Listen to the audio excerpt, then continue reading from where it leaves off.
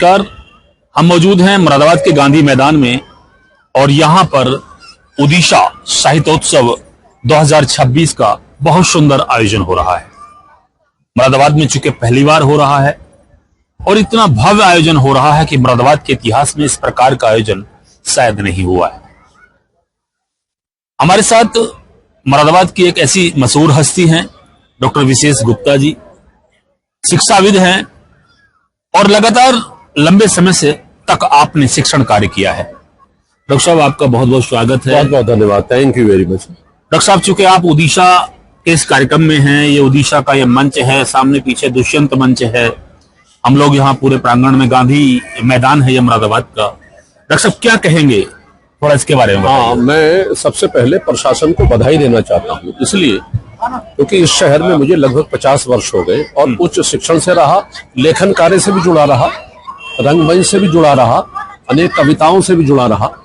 लेकिन मुझे लगता है कि पिछले 50 सालों में मैंने यहाँ कवि गोष्ठियां देखी हैं, कवियों के विषय में चर्चा देखी है, लेकिन ओडिशा के नाम से जहाँ सूर्य की पहली किरण अर्थात यहाँ साहित्य का उद्भव और विकास, जिस तरीके से यहाँ चर्चा शुरू हुई है और आप देख रहे हैं कि चारों तरफ मैदान में अगर कैमरा आप दिखाते हैं तो आपको निश्चित तौर पर ये दिखाई देगा कि यहाँ जैन जी पीढ़ी जिसकी चर्चा प्रधानमंत्री जी भी कर रहे हैं और मुख्यमंत्री जी भी कर रहे हैं, तो ये वो जैन जी पीढ़ी है जो 1996 से 2014-15 के बीच में, जिसकी उम्र 15-20 साल के बीच में। बिल्कुल बिल्कुल। उस सारी जो जैन जी पीढ़ी है, जिसको हम पहले नाबालिग कहते थे, आज उसको हम जैन जी पीढ़ी कहते हैं। इसका मतलब ये है कि उसमें धीरे धीरे प्रौढ़ता आ रही है, उसमें मैच्योरिटी आ रही है। और उस जैन जी पीढ़ी को लेके जो उत्साह और उद्वेलन ये ओडिशा में दिखाई दिया है, मुझे लगता है कि इसे आयोजकों को भी बधाई देनी चाहिए और जो चाहे प्रशासन हो, चाहे पूर्वांचल वासी संस्था है, चाहे नगर निगम है,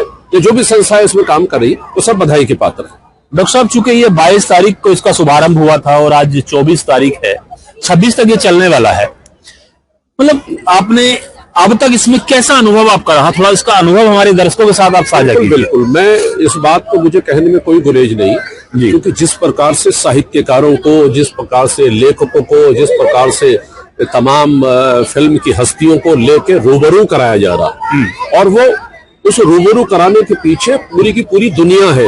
मान लिया जैसे चेतन भगत आ जाए तो उन्होंने जैन जी पीढ़ी को लेके नई कैसी कहानियां आ रही हैं, उनके लिटरेचर को लोग कैसे स्वीकार कर रहे हैं। मैं सौरभ द्विवेदी जी के बीच में था जब सोशल मीडिया की चर्चा हुई, तो सोशल मीडिया को लेके उन्होंने तमाम चीजें, संदेश भी दिया कि भाई हमको किस प्रकार से सोशल मीडिया का इस्तेमाल करना है, कैसे हमें अपने जीवन व्यतीत करना है, कैसे हम लोगों को शिक्षा का इस्तेमाल करना है। उन्होंने कहा कि जो आपको अच्छा लगता है वो करिए, अपने स्वास्थ्य को ठीक रखिए और दोस्त बनाइए, लेकिन समझ कर ये ध्यान रखिए कि हम किसके साथ दोस्ती कर रहे हैं।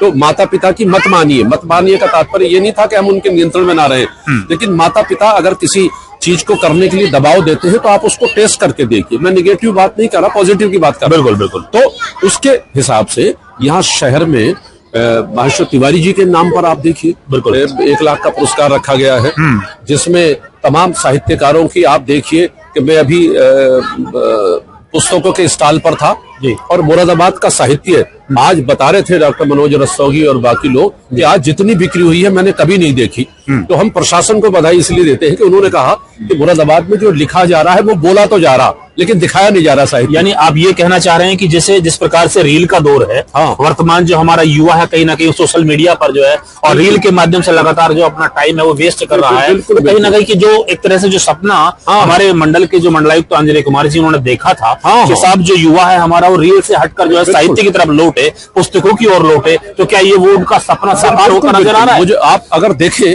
अगर आप स्टॉल पर जाएं या आप, चूंकि आप तो वरिष्ठ पत्रकार हैं, आप जरा जहां हमारी जैन जी पीढ़ी, युवा पीढ़ी बैठ रही है, जरा उनसे आप बात करें। मैंने कई युवा पीढ़ियों से, चूंकि मैं यहाँ शहर से जुड़ा रहा, इसलिए बहुत युवा भी मुझसे जुड़े हुए हैं, मैंने उनसे बात करी। मैंने कहा तुम इतनी किताबें खरीद रहे हो, इतना साहित्य के तमाम जो सत्र चल रहे हैं उन सत्रों में आप बैठ रहे हो, तो उनका कहना था कि साहब हमारे सामने समस्या आज की तारीख में ये है कि लिटरेचर तो बहुत हम पढ़ रहे हैं, लेकिन जो हम अमेजन पर पढ़ रहे हैं, उससे हमारी आंखें खराब हो रही हैं, चश्मा हमारा चढ़ गया, उंगली हमारी करते करते धीरे धीरे घिसने लगी है। अब हमें वो साहित्य चाहिए जी। अब उन लोगों को हम देखना चाहते हैं कि जो लिख रहे हैं वो क्या बोलते हैं, क्या और क्या दिशा निर्देश देते हैं। तो मुझे लगता है कि ये जो पीढ़ी वर्तमान में है साहित्य से इसलिए जुड़ रही है क्योंकि साहित्य में संवेदनाएं हैं, साहित्य में भावनाएं हैं। बिल्कुल, भले ही एआई आ गया है, लेकिन मैं अभी एक मुरादाबाद की नई कविता को लेके वहां बैठा था और मेरा एक उद्बोधन था। मैंने स्पष्ट कहा, लोगों को पसंद भी आया कि मैंने कहा जो कृत्रिम बुद्धिमत्ता है, जिसको आप आर्टिफिशियल इंटेलिजेंस कह रहे हैं, वो से घबराने की आवश्यकता नहीं है। कई किताबें आई हैं जिसको मैं अभी वर्ल्ड बुक फेयर से लेके आया हूँ, वो स्पष्ट कहती है कि ये एआई तब आपका बिगाड़ेगी जब आप अपने से संवाद करना बंद कर देंगे, जब आपस में बैठना बंद कर देंगे, आपस में चर्चा बंद करेंगे, माँ बाप और बच्चों के बीच के संबंध खत्म हो जाएंगे, माँ बाप के साथ में शिक्षक और विद्यार्थी के संबंध जब कमजोर पड़ेंगे तब एआई डायरेक्ट करेगा। तो अगर जी इसका मतलब आप ये कहना चाहते हैं कि जैसे जो यानी कितना ही चाहे वो गूगल आ जाए, अमेजन आ जाए या जो भी टेक्नोलॉजी के माध्यम है एजुकेशन के वो आ जाए, लेकिन जो पुस्तक है उसका महत्व जो है कभी किसी दौर में नहीं, और अब तो बढ़ रहा है। आप कई साल से हम ये कह रहे हैं कि लिखा तो बहुत जा रहा है लेकिन पढ़ा नहीं जा रहा जी। लेकिन वो पढ़ा जा रहा है, लेकिन वो अमेजन पर पढ़ा जा रहा है, वो तमाम गूगल पर पढ़ा जा रहा है, बाकी सब चीजों पर पढ़ा जा रहा है। लेकिन अब चूंकि उससे परेशानियां पैदा होने लगी, पढ़ते पढ़ते आदमी इतना थक गया है कि रात को नींद भी उसकी खराब होने लगी है, आपको स्वास्थ्य भी उसका खराब होने लगा है। अब लौट के फिर एक्सपर्ट यही बता रहे हैं कि आप जब तक उस सोशल मीडिया से निकल के जिंदगी से बाहर नहीं आते, इसलिए आपने देखा होगा सरकार ने कहा है कि अखबार सभी को पढ़ाना पड़ेगा, सरकार के आदेश हो गए। योगी जी ने पहल की है, जो प्राइमरी और राजस्थान में भी पहल शुरू हो गई। आप जो है इसको स्टार्ट कीजिए, स्टार्ट करिए और सवेरे को उनसे पूछिए उन बच्चों से। और एक एक्सपर्ट लगाया, काउंसलर, बल्कि 2 काउंसलर लगेंगे हर विद्यालय में, जो उन समाचार पत्रों को पढ़वाएंगे और उसकी शब्दावली, उसका भाषा, उसका आरोह अवरोह और जो एडिटोरियल आते हैं उनको पढ़कर चर्चा, केवल इसलिए कि ताकि सोशल मीडिया से ध्यान हटाकर इन लोगों को मानवीय साहित्य की दुनिया में, मानवीय संबंधों की दुनिया में उससे संवाद उनसे कराया जा सके। और मुझे लगता है जो कमिश्नर महोदय जी, जो उनका एक सपना उन्होंने देखा था पिछले 5-6 महीने से लगे हैं, और शहर का इतना बड़ा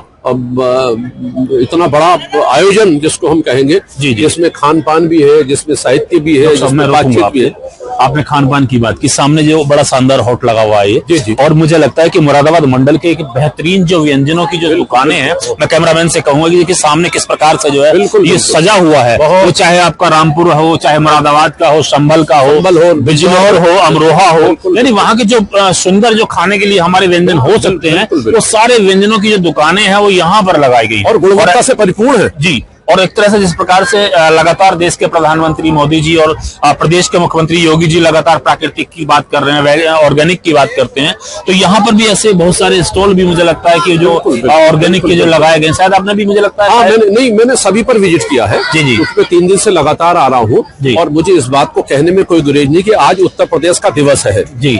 उस उत्तर प्रदेश के दिवस में आज नई योजना शुरू हुई है जी। पहले ओडीओपी थी, 1 डिस्ट्रिक्ट 1 प्रोडक्ट, आज ओडीओसी हुई है, यानी 1 डिस्ट्रिक्ट 1 कुशाइन, यानी रसोई में बने व्यंजन को किस प्रकार से हम पॉपुलर करें। मुझे लगता है जो सरकार का विजन है, जो पार्टी का विजन है, या जो मुख्यमंत्री प्रधानमंत्री जी का विजन है, वो विजन यहाँ 3 दिन पहले शुरू हो गया। ओडीओसी आज ओडीओसी यानी 1 डिस्ट्रिक्ट 1 कुशाइन, यानी एक जनपद और जनपद के रसोई में बने हुए अनेक प्रकार के स्थानीय व्यंजनों को किस प्रकार से लोगों के बीच में पॉपुलर कराया जाए। डॉक्टर साहब, देखा जिस प्रकार से चूंकि ये लगातार चल रहा है और ये 26 तक चलने वाला है, सामने जो दुष्यंत मंच है हम लगातार शाम को देख रहे हैं, एक से एक बेहतरीन कलाकार यहाँ पर अपनी प्रस्तुति से जो है हम सब एक तरह से मंडल वासियों का जो है मनोरंजन भी हो रहा है, बिल्कुल, और साहित्य से हम लोग रूबरू हो रहे हैं। आज भी शाम को प्रोग्राम होने वाला है और मुझे लगता है कल और परसों में भी बड़े अच्छे प्रोग्राम होने वाले हैं। कल को उनमें जैसे डॉक्टर कुमार विश्वास भी यहाँ पर पहुंचेंगे, परसों समापन भी होना है, कल को कवि सम्मेलन और मुशायरा भी होगा, जिसमें यदि हम ये कहें कि एक तरह से कि क्या कहना चाहेंगे कि मतलब आपने जो है अब तक क्या देखा और आगे क्या इसका बेनिफिट जो है उड़ीसा का होने वाला है, खासकर मुरादाबाद मंडल के। सबसे पहले ये मैं कहना चाहता हूँ कि आयोजकों के मस्तिष्क में उड़ीसा और चौपाला साहित्य उत्सव को लेकर जो विचार आया है वो सब बधाई के पात्र है जी। यहाँ साहित्य को लेकर सबसे बड़ी प्रदर्शनियां लगी हुई हैं।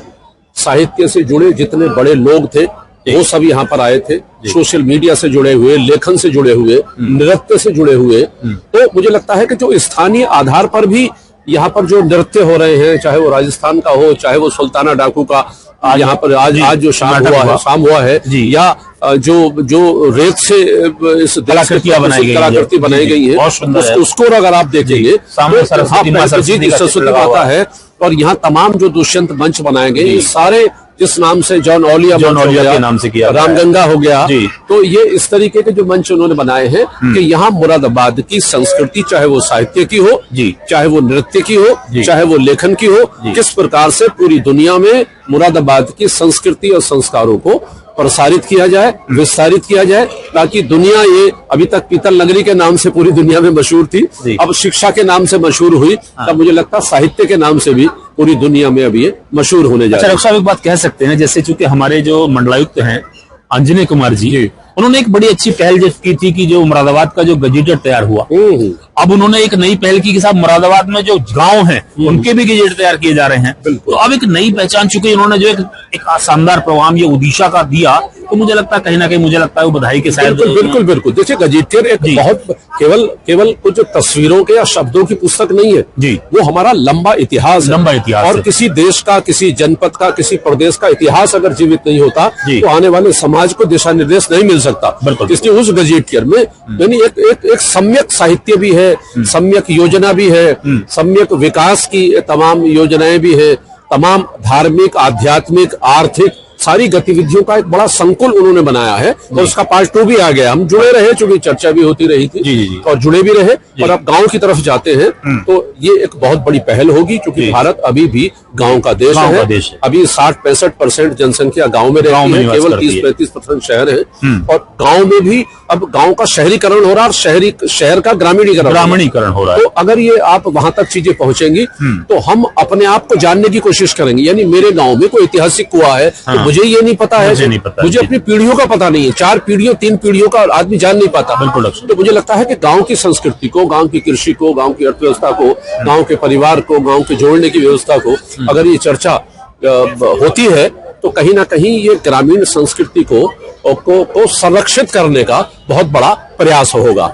डॉक्टर साहब, आपने जो है बड़ी अच्छी जानकारी हमें दी। आपने सुना कि आप विशेष कुमार गुप्ता जी हैं, जो मुरादाबाद की एक मशहूर शिक्षाविद हैं और लगातार एजुकेशन को लेकर काम करते हैं। सर से हमने जाना कि किस प्रकार से 22 तारीख से लेकर आज 24 तारीख है, लगातार विदिशा इस मंच पर बहुत शानदार कार्यक्रम हो रहे हैं और ये चूंकि 26 तक होने वाला है। सर ने बताया किस प्रकार से जो ओडिशा साहित्योत्सव 2026 हो रहा है, ये कहीं ना कहीं मुरादाबाद में जो साहित्य प्रेमी हैं, जो कला प्रेमी हैं, जो संस्कृति प्रेमी हैं, उन सब के लिए वास्तव में ये बहुत ही शानदार कार्यक्रम है। और मुझे लगता है कि ये तो आने वाले टाइम में एक परंपरा सी बन जाएगी कि मुरादाबाद में चूंकि हर वर्ष इस प्रकार के जो कार्यक्रम है वो आयोजित होंगे। मैं वास्तव में इस मंच पर, चूंकि यहाँ हम गांधी मैदान में है मुरादाबाद के, मैं इस मंच के माध्यम से मुरादाबाद के खासकर मंडलायुक्त महोदय को बहुत बहुत वास्तव में साधुवाद देता हूँ कि उन्होंने इतना शानदार ये आयोजन उनके द्वारा किया जा रहा है लगातार। चूंकि इसमें सभी लोग जो है बधाई के पात्र हैं, वो चाहे हमारे जिलाधिकारी महोदय हों, चाहे हमारे पुलिस अधीक्षक महोदय हों, सभी वो कर्मचारी और सभी वो अधिकारी, उन सब के लिए साधुवाद। और डॉक्टर साहब, आपने हमें कीमती समय दिया, उसके लिए आपका और आपके चैनल का प्रति बहुत आभार व्यक्त करता हूं। और जिनके बीच में आपका ये संदेश जाएगा उनके प्रति भी मैं नमन करता हूं, अपना आभार और कृतज्ञता ज्ञापित करता हूं। धन्यवाद। अब तक के लिए इतना ही। वीडियो को लाइक और शेयर करें और चैनल को सब्सक्राइब करें।